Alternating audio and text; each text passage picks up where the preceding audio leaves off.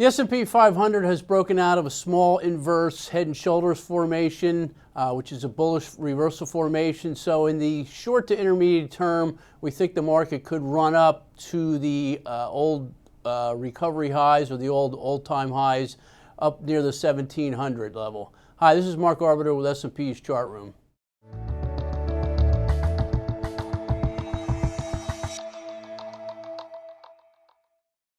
Taking a look at the daily chart of the S&P 500, as we said, we've completed a small inverse head and shoulders formation. We have the left shoulder here. We have the head down here, which corresponded to a test of long-term trend line support.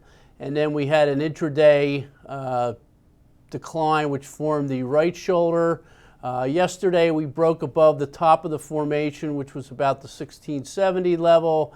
And today we've run up to slightly above the 1680 level. In the process, we've taken out this bearish trend line off the recent highs, and we broke above this cluster of moving averages, which include the 50-day simple moving average, which is a bullish sign. What we want to see here in the future is a moving average crossover or bullish crossover with the 13-day crossing back above the 34-day as confirmation that the low is in.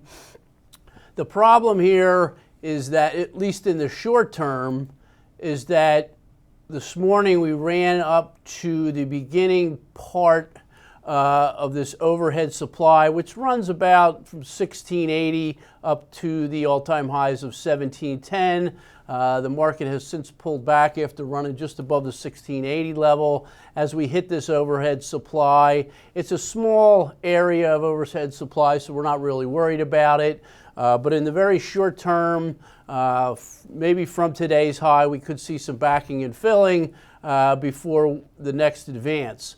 The size of this inverse head and shoulders formation is about 40 points.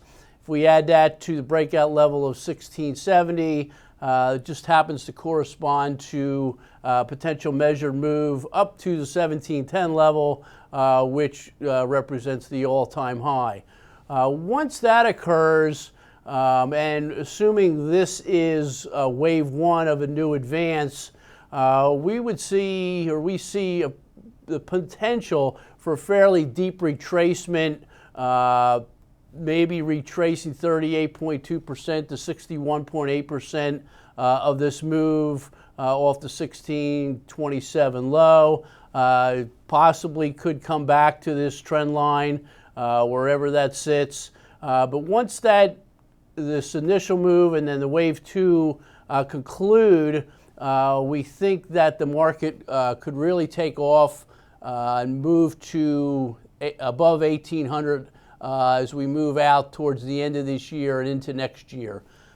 Taking a look at the daily momentum, this is just a 14-day RSI. This kind of confirms the breakout in price. We had a nice RSI breakout. Once again, daily momentum from an intermediate term standpoint didn't really cycle into oversold territory. This is a sign, we got close, but this is a sign of strength. The last time we pulled back, we held above the 30 level. And if you go back in recent history, you'll see that most of the pullbacks don't allow daily momentum to cycle into oversold territory, which, as we've said, is a sign of strength. We'd look for the RSI now to eventually become overbought once again, a sign of strength as we move forward.